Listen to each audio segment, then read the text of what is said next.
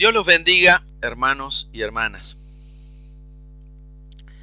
Quiero invitarlos hoy a compartir el texto del Eclesiástico, capítulo 22, versículo 27, y el 23 del 1 al 6. ¿Quién pusiera un centinela en mi boca y una cerradura de prudencia en mis labios para no caer por su causa, para que no me pierda la lengua? Señor, Padre y dueño de mi vida, no permitas que mis ojos sean soberbios, no me dejes caer por su culpa. ¿Quién pusiera una guardia sobre mis pensamientos y un sabio instructor sobre mi mente, que no perdonara mis equivocaciones ni disimulara mis pecados? Para que no aumenten mis ignorancias ni se multipliquen mis pecados, para que no caiga ante el adversario ni se alegre el enemigo de mi ruina. Señor, Padre Dios de mi vida, aparta de mí los malos deseos. La gula y la lujuria no se apoderen de mí. No me entregues a las pasiones vergonzosas. Hermanos, hermanas, esta oración que encontramos aquí no está desconectada de la vida, de lo que tiene que ser el cultivar nuestra amistad, nuestro cariño y nuestro trato con las personas cercanas o distantes. En el sentido de que la amistad puede perderse por una ligereza de nuestra lengua, cuando se revela un secreto, por ejemplo, ni tampoco está desconectada de los temas siguientes, el tema de la lengua. Esta parte que hemos leído busca con anhelo interior dominar la lengua, ya que por medio de ella se puede llegar a causar mucho mal. La segunda parte, un deseo interior de dominar las pasiones desenfrenadas, porque de otro modo uno puede perder la calidad humana.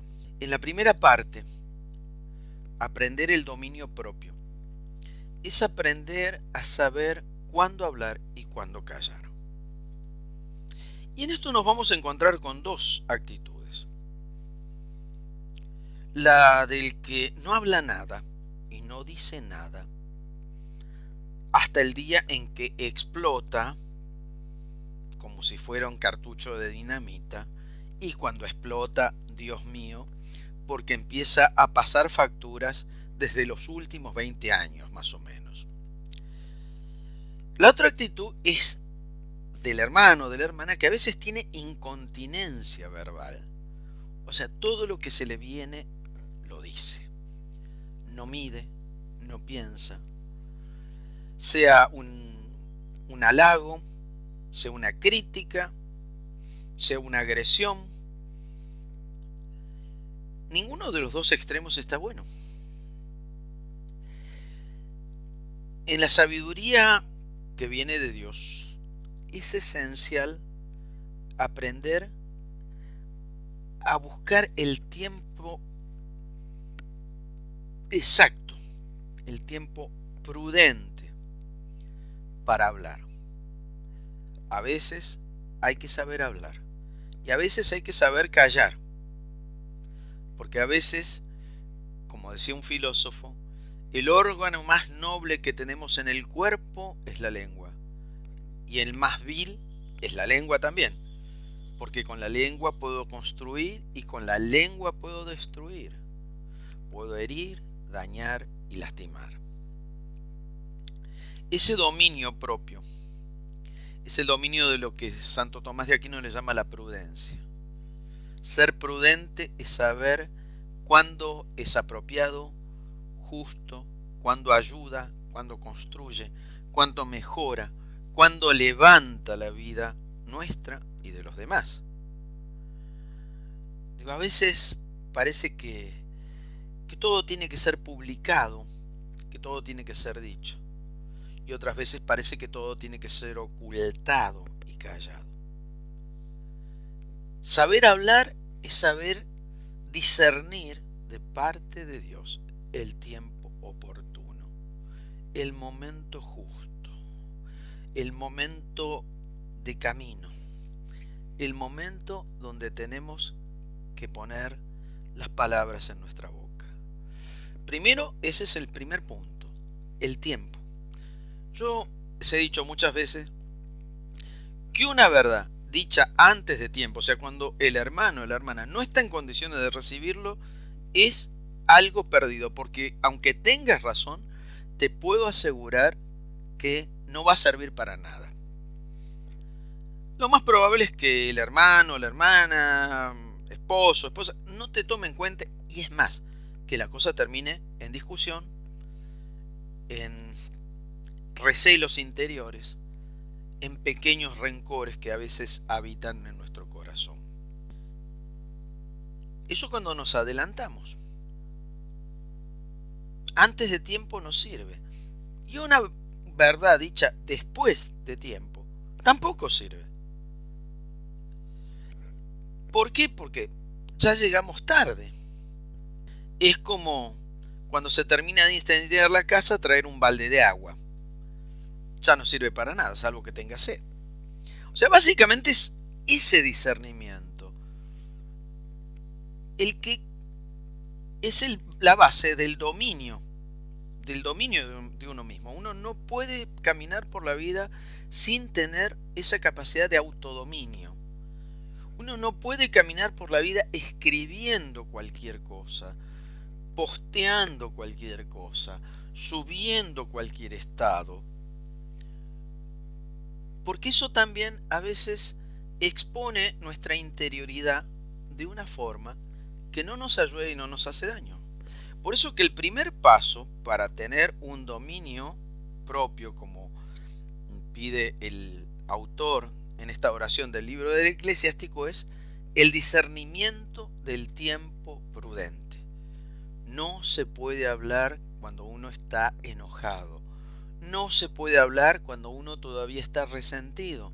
No se puede hablar cuando uno todavía sangra por la herida. Pero tampoco uno puede callar todo el tiempo, porque termina siendo alguien que, lejos de construir, termina generando casi un pequeño monstruito o pequeños monstruos a nuestro alrededor.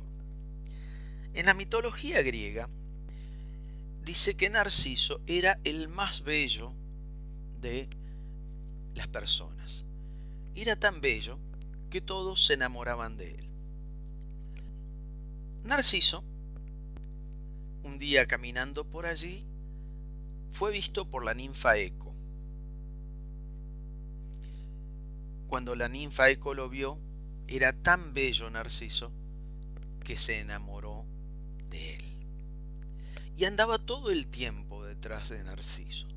Todo el tiempo detrás de Narciso. Todo el tiempo detrás de Narciso.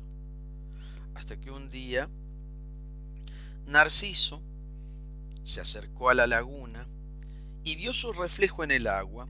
Y cuando vio su reflejo en el agua, se vio tan bello, que se enamoró de sí mismo, y de tanto mirarse extasiadamente, se cayó a la laguna y se ahogó. Narciso, dice la mitología griega, a Dios, los dioses le permitieron volver a la vida en una flor, lo que llamamos la flor de Narciso. Pero a la ninfa Eco, que todo el tiempo ataba atrás de Narciso, repitiendo lo que Narciso decía, fue condenada a convertirse en piedra y a repetir lo que los demás digan. Para los griegos este mito explica por qué cuando uno está en una montaña y grita, el eco nos devuelve precisamente lo mismo que hemos dicho. A veces uno corre el riesgo, cuando no sabe hablar, de ser la ninfa Eco de un hermano, de una hermana, de un marido, de una esposa, y está repitiendo, condenado a repetir lo que dice, sin poder pensar y sin poder decir, sin poder hablar.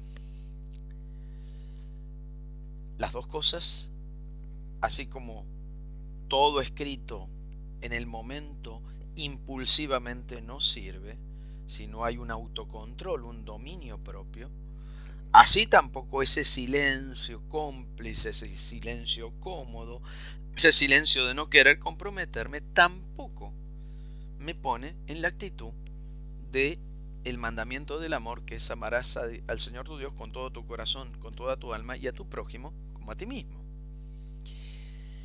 Pero además, fíjense un detalle, hay un segundo punto, y es el cómo. Primero es el cuándo, y el segundo punto es el cómo voy a decir las cosas. Las cosas las puedo decir crudamente, las cosas las puedo decir serenamente, las cosas las puedo decir con ira, con rabia, con bronca,